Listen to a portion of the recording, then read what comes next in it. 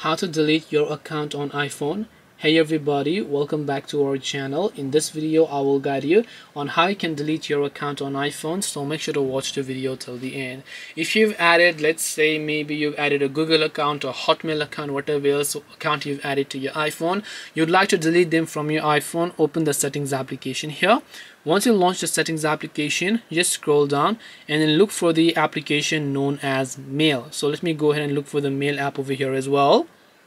And once you look for the Mail app, just tap on it, and over here you'll find an option that says account. So when you tap on account, you'll be able to see a list of accounts that you have added. Select a certain account that you like over here that you want to delete.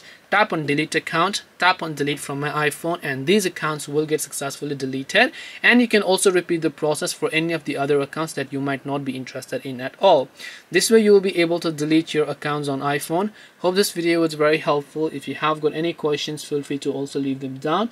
Thank you for watching till the end, and see you soon in the next video.